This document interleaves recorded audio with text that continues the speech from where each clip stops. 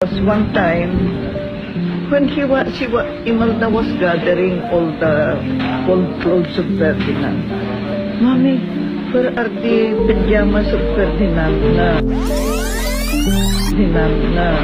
made of Ilocano clothes, woven by Lola? Pinagtrapo na ni Duning. Duning is the maid.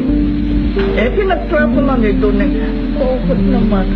How do I know that even old clothes of Ferdinand should be kept? I said, so old clothes, even use them for trapo na. And this pant was woven by his grandmother. There is a strap going to the shoulder, this one. But this strap is no more. I was Captain Ball. Because the basketball, I was in high school the first time that basketball was introduced in the Philippines. And it was given to the girls. That is why we had it first ahead of the boys. When the Bureau found out that the basketball became rough for the girls, then they gave it to the boys now. Sila mag-ama agreed that they should all be in, the children should all be in at 6 o'clock. All of us must be here at the time of young Gelos, my husband. Do you agree?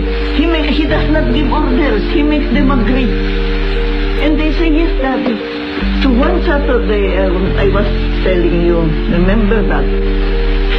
Dumating ni Ferdinand na sumasok. My husband was in the sala. The wall clock was there. Dumating.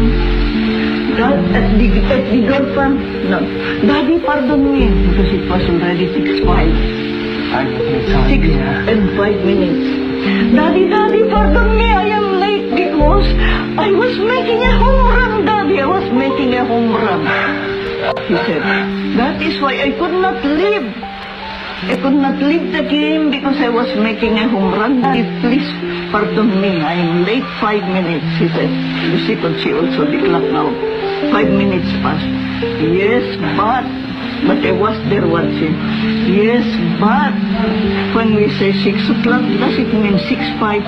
Yeah, I know that, Daddy, but as I say, I was making the home run. My husband was already trying to remove his belt like that. And so I butted in order that the removing of the belt does not continue.